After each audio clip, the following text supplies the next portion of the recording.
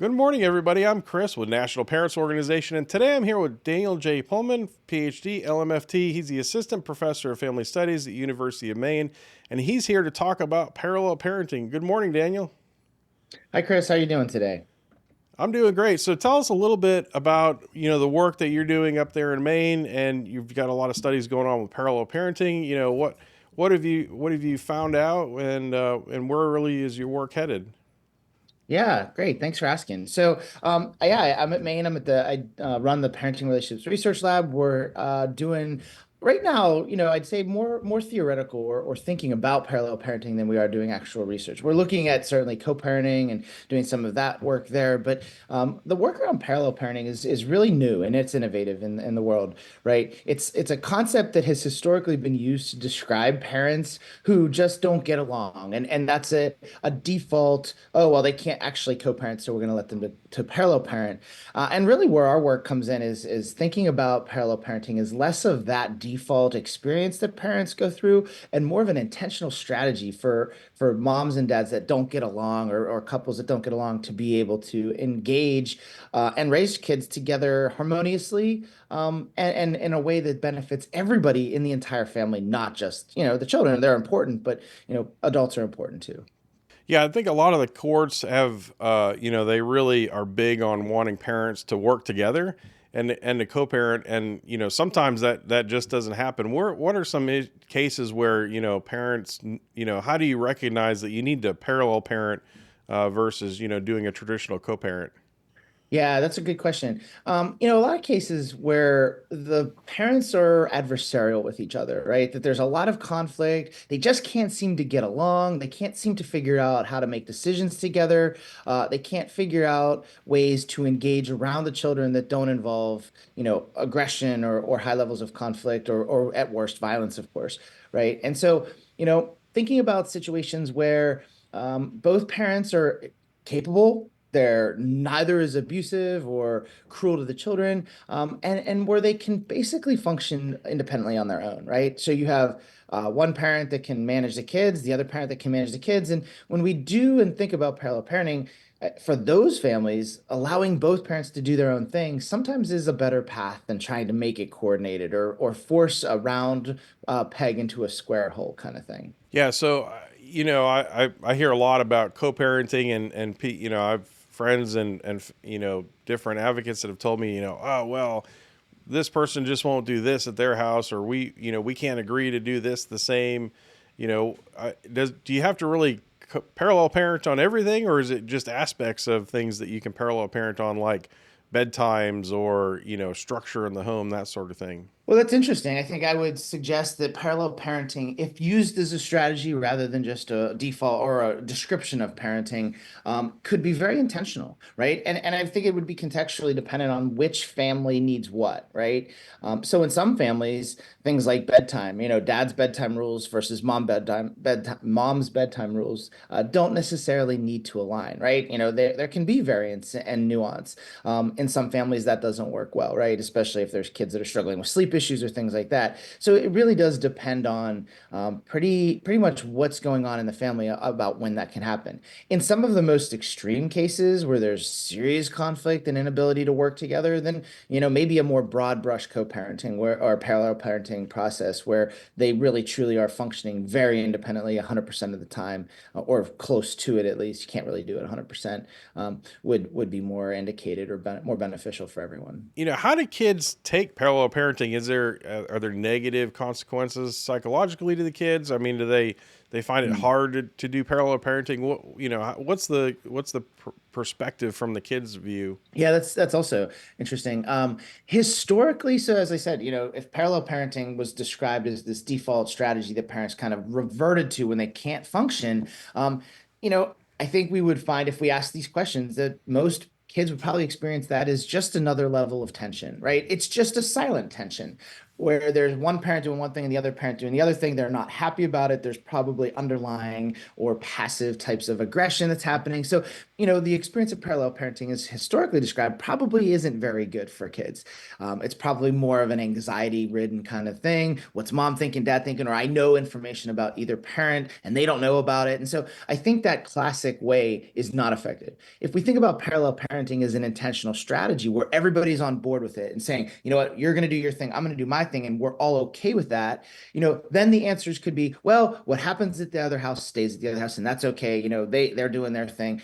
We're going to focus on our life together. We're going to focus on our family together. And that's a different message than this kind of passive or passive aggressive style of parenting that I think can happen whenever we revert to that as a default strategy rather than an intentional one. Yeah, I think it certainly is a lot of tension when somebody is forced to co-parent or co-parent and do something the way that the other house does it, and they get resentful, and maybe those come out as comments, and the kids kind of pick up on that sort of stuff. So I think it sounds to me like with parallel parenting, you really just make this intentional decision to say, hey, look, we're going to do it this way over here, and we're going to do it this way at the other house, and that's okay. And then the kids know that's okay, and I would assume that relieves a lot of anxiety from the kids' perspective. You would think, right? I mean, that's kind of the theory behind that, is that that would be the case. And I think what's important really is thinking about where this kind of has lined up for me is thinking about divorce in general, right? That divorce for families is a really challenging process. I don't care who you are, right? It's hard, it's stressful, it's filled with all kinds of stuff, right? And that takes time. And in many cases, it can even take years for parents to adapt to and adjust to that emotional experience. It's pretty intense.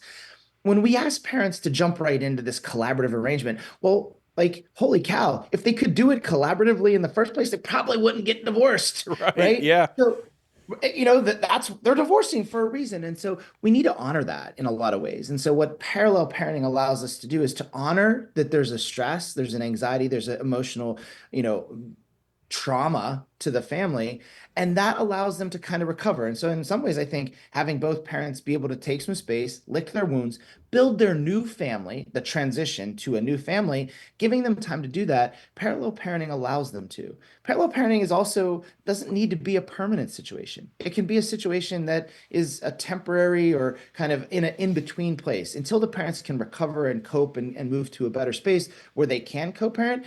Parallel parenting can be really effective. So we don't even really have to think of this as a permanent solution to a family problem. We could think of it as a temporary or a bridge type of experience. Yeah, I think that's a really great way to describe it, and I certainly have seen that in the past where you have two parents that just absolutely can't stand each other right after the divorce, and they can't hardly agree on anything, and then a couple years down the road, everything sort of settles down and they're able to work together again. And so I think that's an important point that you can transition into parallel parenting and then transition out of it as the tension and the stress goes down, between the parents. I think that's an excellent way to look at it.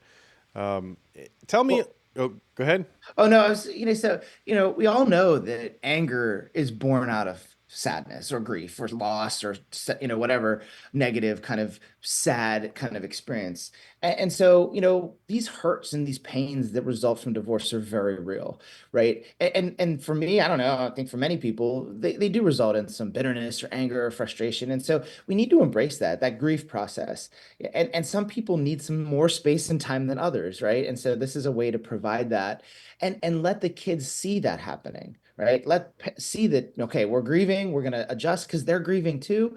And that's a bonding experience, I think. And so I think in many ways, when done properly, parallel parenting can actually increase family cohesion overall rather than decrease it. That's certainly testable, but that's something that I think would be true. Well, that's a really interesting point. How do you, for the folks out there that are watching this, is there a sort of trigger or how do you know when you need to start parallel parenting? And then when you do start, is there, what's the intentional way to go about it? Do you message the other parent? Like, tell me a little bit about how would you decide that you need to get into parallel parenting, and then how would you actually, engage that with the other party? Yeah, so I think I laugh because my first reaction was when you realize you're spending too much money on attorney fees, right? Yeah, Like when you're banking everything you have into your legal channels, that's probably a good sign. Maybe you ought to think about a different way of doing things. Because usually that's because we're trying to convince the other party to do it our way, or we're trying to fight against them, or trying to push, and say, hey, listen, you need to do it my way, or I want it this way, and you're not cooperating. yeah. So when you're feeling that pressure that of within yourself, like I got to make this other person do what I want them to do, maybe reverting to a transition space of saying, you know what, whatever, you do it your way, I'm going to do it my way. Now that requires a sense of letting go. That requires a sense of giving the other person kind of authority and power over the kids in those times, which can be anxiety producing, especially when you don't trust the other person. Right. But that also may be a place for you to get where it's like, okay, I got to let some of this go. I got to move on and take care of me, right? I got to cope with myself and my stuff. And if you're putting too much of your energy and investment into that I think is a good sign for one to notice. What advice do you have? And I know you're not a lawyer, but how do you approach this from a legal perspective? Because if you have court orders that say you're supposed to co-parent, right? Do you really need to wait until the court papers say that you can parallel parent, or are there things that you can do, without harming the other party that's in the realm of parallel parenting? Yeah, you know what? And so I'm going to turn this switch on you here because, I think that's the classic thinking is like, oh, what do we do in the legal system? How do we make that happen? What are we doing? Because courts are notoriously difficult. There's a lot of stress in there. Yeah, They're not timely and they never go the way we want them to go, right? sure. So what I would suggest is actually not to follow the legal channels. Seek a therapist, actually. Seek a clinician that knows how to work with co-parenting family dynamics. A family therapist is a perfect candidate to do that sees those cases and get into some clinical work. Really dive into your own strategies, your processes, and then how the two of you can work it together. So and I think that saves quite a bit of money and resources, right? To go to somebody that's an expert to help you work through it. And I mean that in a very serious way. Not that mediation and negotiation aren't helpful and lawyers can't be really valuable, but I think clinicians can appreciate that emotional stress that we have and help walk us through a path to getting there, which I just think would be a more productive journey from a lot of angles, when possible, for sure. So that's what I would suggest: is away from the legal channels, move into a clinical space. Explain to the audience a little bit, and I'm curious to learn too.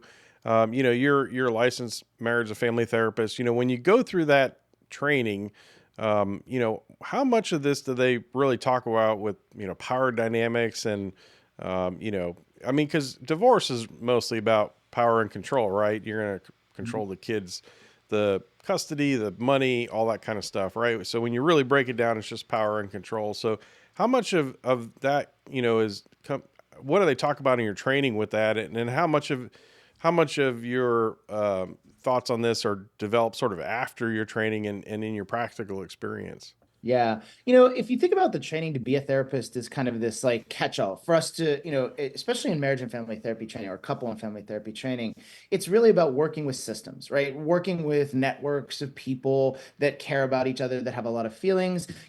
Couples work is really a big part of that. And you can't really touch couples work. And none of the models that really look at couples work avoid power and control, some more than others, but certainly those are significant factors. Certain models in therapy training do lend themselves to co-parenting work better than others. Like family systems has historically been connected to co-parenting work. Some of the roots of those founders have done that. You're really trained across multiple models that allow for that. But like anything, especially in clinical work, your expertise does become born out of your experience in the field, right? So as you find an area that you're really interested in and you follow through with that and seek out additional training, read additional research, connect with people and others around you that have a community, then that practice becomes more ingrained into who you are. So there are you do specialize over time, because you get experience and knowledge, but your foundation allows you to start doing it for sure. What's the consensus among practicing clinicians on this? Is there a split in the community, or is there a good consensus around that this is a good technique, to resolve conflict or reduce conflict? The idea of parallel parenting. Yeah, Yeah, so I don't know. There's not a consensus, but there's also not the conversation hasn't been happening, right? This is fairly new to the discussion. And when I talk to colleagues, and a couple colleagues of mine and I wrote about this and presented it at a conference, and it really got a lot of ears up and thinking about it, because there's not a standard of practice for parallel parenting. There's not a group of people that are saying we need to do this. This is fairly new, right? There's been bits and pieces of it talked about the country, but there's no program that teaches parallel parenting strategies. There's no people that are coming out. I mean, I'm probably one of the earliest people that are really speaking to this as I am, but I think it's a conversation that people, as they hear, start to really get into. And I have lots of colleagues that when they were first introduced to the idea, the nature of their, response was, no, we can't do that, because it goes to that classic, well, this is the default thing that happens when people can't get along.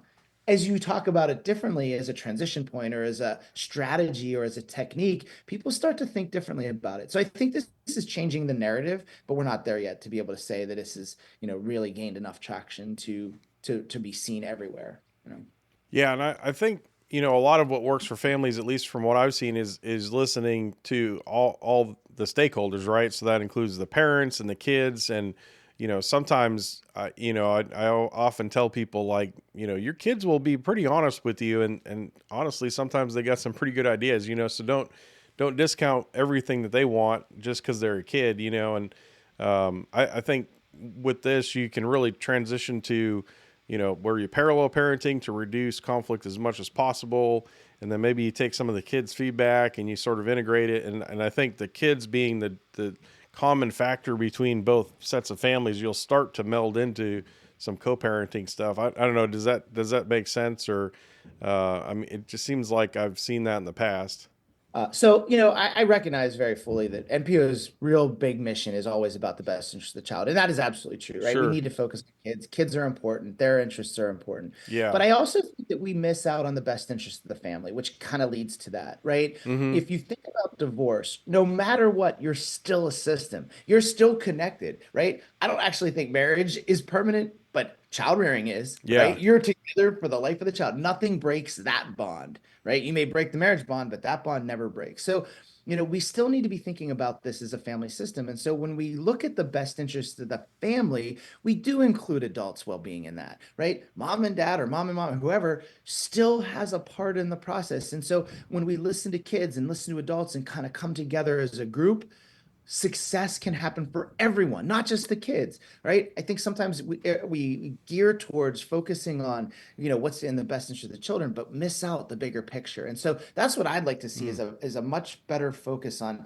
let's look at this family system and how we can really value them as a group rather than one piece of it. Because when we do that, then kids do benefit. Kids benefit from healthy families. Build a healthy family, kids are going to get the benefit, right? And so that would be my kind of angle to that. Yeah, I think that's a really interesting take on it. Is what's the best for everybody? Because in family court, we often hear about this. Well, best interest of the kids, and then everybody argues about, well, really, what's the best interest of the kids? And I think a lot of courts just leave behind the best interest of mom and dad, right? And I think that itself causes a lot of conflict.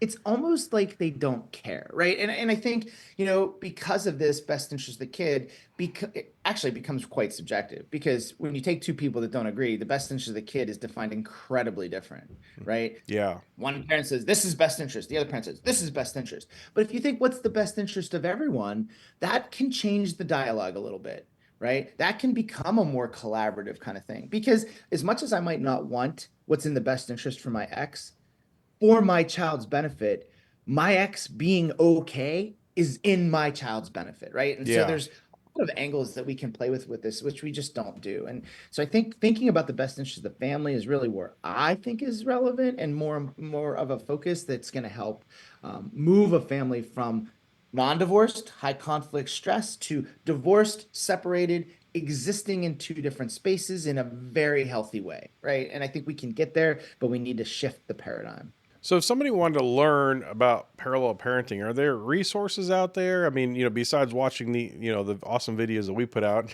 right? Where can people really learn about parallel parenting? Yeah, I mean, there's a few places, there's not much written about it. There's some scholars that do talk about it in the literature, but like I said, it's mostly what you're going to find is this is what happens when parents don't get along. I'm not aware of anybody that's really talking about it in a deep way about it being a technique or strategy. We're starting that conversation. I don't have anything published at the moment that gets to that, but that is kind of an area that we're looking towards. Hopefully, I'll be writing something for NPO that kind of addresses some of that. But because this is new and thinking about parallel parenting as intervention, no, there's not a whole lot out there at the moment. Yeah, I think one of the difficult things if somebody's going through a legal case, right, is how do you educate the lawyer who can then educate the judge and the court on this, right? Because if the courts just keep ordering co-parenting and they're trying to fit this, square peg in a round hole kind of thing, I think it can be really frustrating for somebody. So that's an area I don't have expertise, but I do know that there is a very small legal precedent for parallel parenting in some states around the country. I'm not going to be doing it justice by telling you what states, but I know that there have been court decisions that have examined this. So that would be something to speak to an attorney about to look at the legal precedent for parallel parenting in your state and in others that might actually help with getting to that place. And I think that, the people that know that work better than me should be the ones speaking to that. But there is legal precedent. I can't say that for sure.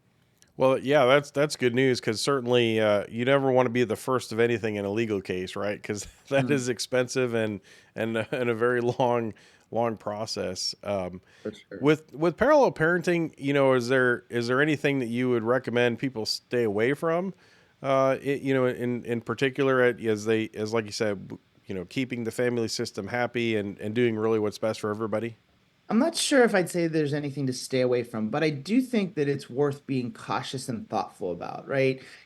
Because this is kind of the Wild West in a sense. If somebody claims expertise in this area, or if somebody's going to tell you they know what they're doing, you probably should question that a little bit. I think there's lots of great ideas out there. I think if this is an exploratory type of a situation, if you realize, that this isn't something that's been defined or structured in any which way, I think it can be a useful paradigm for now, right? Maybe at some point it will be a little bit more clear and crystallized. But at this point, I think you should be cautious of people that are absolutist. I think, being curious about what that might look for in your family and not thinking that you have to do it like everybody else or anything like that would be helpful.